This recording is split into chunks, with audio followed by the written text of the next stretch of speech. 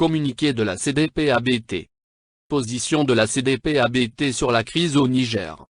L'armée nigérienne sous la direction du général Abdourahmane Tchiani, a renversé le 26 juillet 2023 M. Mohamed Bazoum, président du Niger pour raison de haute trahison et atteinte à la sécurité nationale.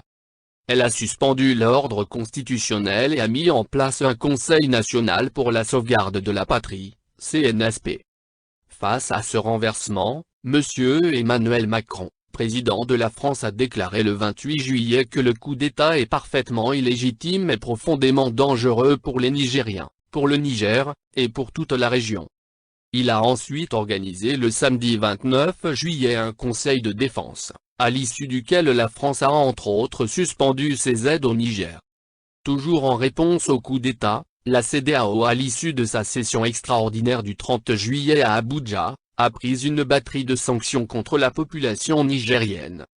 Elle a en outre lancé à l'endroit des nouvelles autorités du Niger, un ultimatum d'une semaine pour libérer M. Bazoum et le remettre dans ses fonctions, sous peine de l'usage de la force pour imposer ses décisions. En d'autres termes, la CEDEAO n'exclut pas le recours à la force armée contre le Niger.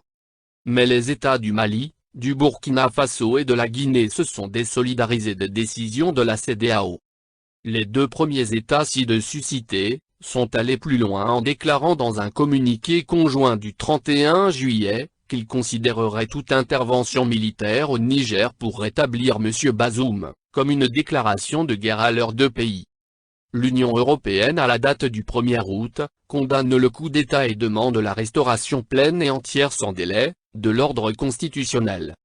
Elle déclare avoir pris la décision de suspendre l'appui budgétaire apporté au Niger, ainsi que toutes les actions de coopération dans le domaine sécuritaire.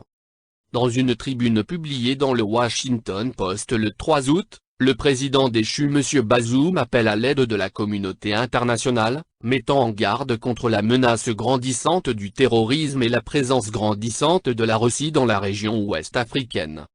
À l'issue de sa deuxième session extraordinaire du 10 août à Abuja sur la crise du Niger, la CEDEAO a décidé de maintenir ouvertes toutes les options en vue d'un règlement pacifique de la crise, tout en activant sa force en attente, en vue d'une éventuelle intervention militaire au Niger, alors que la session extraordinaire virtuelle des parlementaires de la CEDEAO tenue le 12 août s'est majoritairement prononcée en faveur du dialogue et contre toute intervention militaire.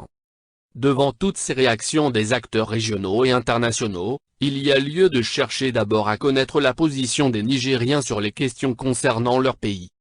Il faut noter que depuis le renversement de M. Bazoum, on n'a observé aucune réelle manifestation de Nigériens en faveur de son rétablissement. Au contraire, la population du Niger a plutôt manifesté son soutien à l'endroit des nouvelles autorités, et exprimé une profonde désapprobation des sanctions de la CEDEAO.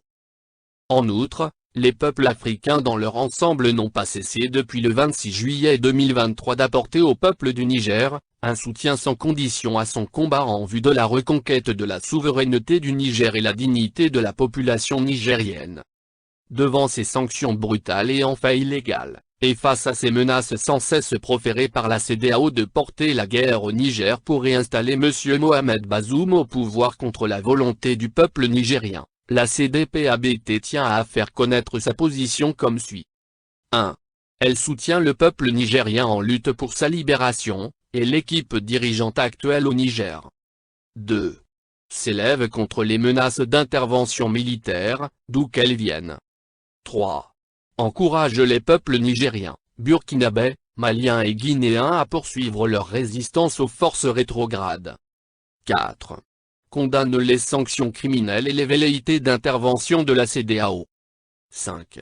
Condamne toute tentative de déstabilisation de l'Afrique de l'Ouest. 6. Invite et exhorte les 4 pays de l'Afrique de l'Ouest à unir leurs efforts pour la constitution d'un front uni des États ouest-africains pour combattre les terroristes du Sahel et du Nigeria. Seul ce front uni est salutaire pour la libération totale des peuples africains.